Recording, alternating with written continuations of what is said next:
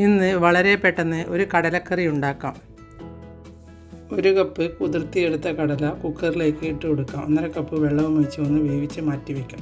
ഇനി ഒരു പാനിലേക്ക് 1 ടേബിൾ സ്പൂൺ ഓയിൽ ഒഴിച്ച് കൊടുത്ത് 3-4 വെളുത്തുള്ളിയും 1 കഷ്ണം ഇഞ്ചിയും ഇട്ട് ഒന്ന് ഇളക്കിയ ശേഷം അതിലേക്ക് 1 നുള്ളു കടുകിട്ട് പകുതി സവാളയും മുറിച്ചിട്ട് ഒന്ന് വഴറ്റിയെടുക്കാം.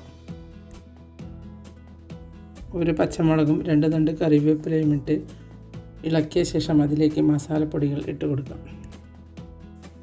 1/4 ടീസ്പൂൺ മഞ്ഞൾപ്പൊടി, 1/2 ടീസ്പൂൺ മുളക് പൊടി, 3/4 ടീസ്പൂൺ മല്ലിപ്പൊടി, 1/2 ടീസ്പൂൺ ഗരം മസാലപ്പൊടി. ഇവയുടെ പച്ചമണം മാറിയ ശേഷം അതിലേക്ക് 1 തക്കാളി അരച്ചത് ഒഴിച്ചു കൊടുക്കാം. ആവശ്യത്തിനുള്ള ഉപ്പും 1/2 ടീസ്പൂൺ ചാട്ട് മസാലയും ഇട്ട് വേവിച്ച കടലയും ഇട്ട് ഇളക്കിയെടുത്താൽ കറി റെഡിയായി.